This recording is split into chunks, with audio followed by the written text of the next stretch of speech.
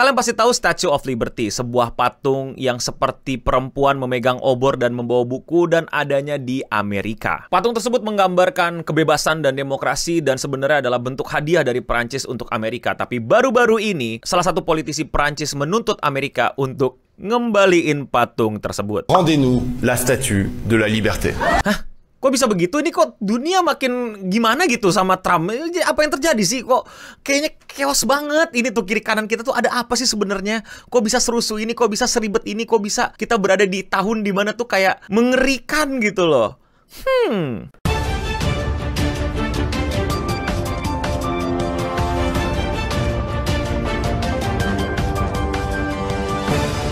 Patung Liberty atau Statue of Liberty itu adalah hadiah perayaan 100 tahun kemerdekaan Amerika dari Prancis yang jelas-jelas melambangkan kebebasan dan demokrasi. Patung Liberty ini berada di New York, lebih tepatnya di Pulau Liberty yang sebenarnya dulu nama pulaunya kalau nggak salah itu Bedloe Island. Jadi Bedloe Island karena patungnya ditaruh ke situ, itu sekarang pulaunya ganti nama jadi Pulau Liberty. Dan sudah berada lebih dari ratusan tahun di Amerika dan tiba-tiba di 2025 itu diminta balik. Kok gitu bang, ada apa nih? Ya, ini patung beneran diminta balik sama salah satu politisi Prancis bernama Raphael Glucksmann. Sorry kalau gue bacanya salah, tapi itu adalah salah satu politisi di Prancis dan bagian dari Parlemen Eropa juga. Dia beneran minta di pidatonya untuk balikin patung Liberty karena kenapa? Karena Amerika sudah tidak lagi melambangkan kebebasan dan demokrasi yang menjadi alasan Prancis memberikan itu. Rendez-nous la statue de la liberté.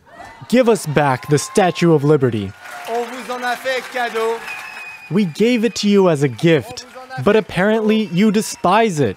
Mais apparemment vous la méprisez. Well, mundur ke belakang kalau kalian mau tahu, Prancis sama Amerika itu tidak akrab gitu ya. Jadi lahirnya Amerika itu mau nggak mau adalah bantuan Prancis. Amerika seperti yang kita tahu adalah koloni-koloni yang berada di benua Amerika. Mereka adalah koloni-koloni yang dikuasai sama Inggris pada masa itu, dan Prancis melihat Amerika untung banyak dan lain-lain, dan mereka bikin kebijakan-kebijakan yang merepotkan koloni di sana. Singkat cerita, Amerika kaya raya, bagus, terus Inggris ngelihat keren nih gitu koloni. Boleh kali gua atur-atur gitu kan. Terus pas diatur-atur, para koloninya jadi kayak kesusahan gitu. Terus kayak, woi, ribet nih raja gitu kan. Udahlah kita bikin perserikatan sendiri aja gitu. Nah dari itu lahirlah perang revolusi Amerika melawan kerajaan yang paling kuat pada era itu, yaitu adalah Britain. Nah selama perjuangannya itu Amerika sangat-sangat dibantu sama Prancis, yang dalam sejarahnya Prancis itu juga nggak pernah akrab sama Inggris gitu. Jadi ya your enemy of my enemy is my friend. Tapi bukan berarti segampang itu ya, pasti lebih kompleks, gue menceritakan dengan singkat aja. Jadi ya intinya Prancis bantuin Amerika dan mereka berhasil mengalahkan Inggris, Amerika merdeka dan menjadi aliansi yang kuat lah antara Prancis dan Amerika selama ratusan tahun. Dan akhirnya lahirlah patung Liberty tersebut, bagaimana Amerika juga melambangkan kebebasan dan demokrasi yang juga menginspirasi revolusi Prancis sehingga Prancis menumbangkan kerajaannya dan menjadi negara yang demokrasi, dan terjadilah patung itu. Dan sekarang diminta balik karena ternyata menurut politisi Prancis, Trump sudah tidak lagi mencerminkan nilai-nilai kebebasan dan demokrasi. Liberty and democracy di Amerika itu sudah tumbang sama Trump. Banyak banget hal yang dikritisi sama si Raphael, tapi salah satunya adalah bagaimana efisiensi dari Trump yang membuat banyak peneliti-peneliti dan juga pemecatan berbagai macam profesor, peneliti, researcher. I will create a government efficiency commission tasked with conducting a complete financial and performance audit of the entire federal government and making recommendations for drastic reforms. We need to do it. Can't go on the way we are now. Ada juga pemecatan terhadap Hampton D. Linter, yaitu adalah salah satu pengawas pemerintahan, Office of Special Counsel, yang memang dibayar dan ditugaskan untuk menjaga integritas dan akuntabilitas pemerintahan. Jadi itu dia kayak pengawas pemerintahan gitu dan ngejagain orang-orang yang mau mengkritik pemerintahan gitulah, kasarnya begitu. I know it's clear that the president's effort to remove me violated a law, and the government admitted as much today.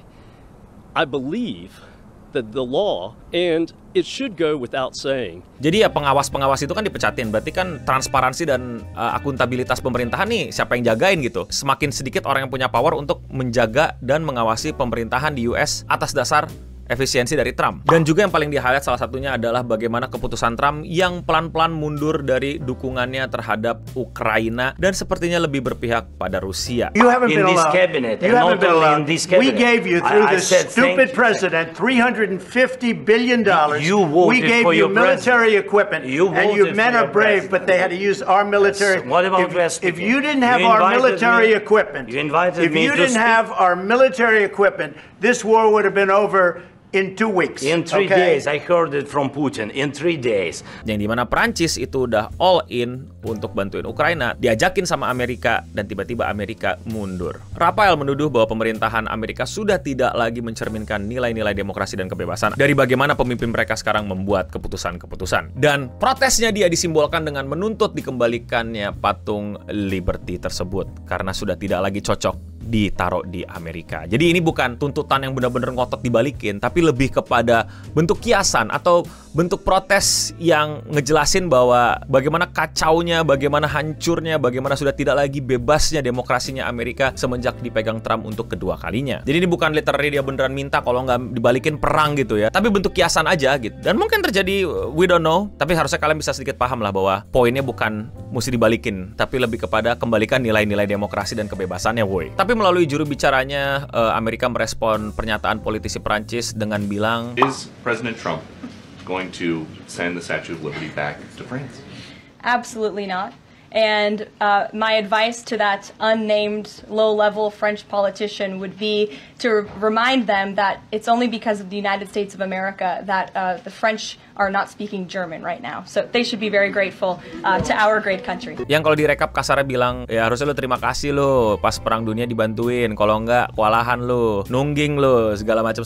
Jadi kayak bisa lu tanpa gua gitu-gitu lah. Lagi-lagi untuk nunjukin power balance Amerika dengan teman-temannya yang juga udah pernah gue bahas bagaimana Amerika dengan Kanada. Jadi ini seru sebenarnya untuk dilihatin nih, kayak weh kok bisa begitu. Dan seperti yang udah gue singgung, sebenarnya juga kocak gitu kalau misalnya Amerika nuntut terima kasih Prancis karena udah dibantuin waktu perang dunia, karena faktanya Amerika merdeka juga gara-gara Prancis pada saat itu. Jadi ya Donald Trump being Donald Trump, sebenarnya juga nggak terjadi penuntutan yang gimana-gimana, tapi kritik politisi terhadap kebijakan-kebijakan Trump. Dan apakah Prancis jadi sedikit tegang kayak Kanada ke Amerika? Jawabannya iya. Jadi musuhan? Belum tentu. Keluar dari aliansi? Belum tentu. Perang? Semoga nggak jadi. Tapi sangat kecil kemungkinannya. Tapi kalau kalian lihat dan kalian baca-baca, negara-negara Eropa tuh kayaknya juga udah mulai kayak mau, ya nih Amerika maunya gimana sih? Tapi menurut kalian bagaimana? Komen di bawah. Gue ngomong kayak gini karena gue mesti disclaimer, gue bukan anak HI, gue juga bukan semacam orang yang punya pendidikan formal untuk ngebahas kayak beginian. Namun gue orang yang suka ngeliatin bagaimana sih nuansa politik, sosial, dan ekonomi di luar negara ini. Jadi kalau ada kritik atau ada koreksi atau ada informasi tambahan, please lakuin di kolom komentar di bawah. Please. Dan kalau kalian suka sama pembahasan di luar Indonesia kayak gini dan kalian mau support gue, lakuin dong dengan sesimpel klik tombol subscribe. Dan ya, sekian seputar internet untuk episode kali ini. Gue No Bening pamit undur diri, dan untuk kita semua, Amerika.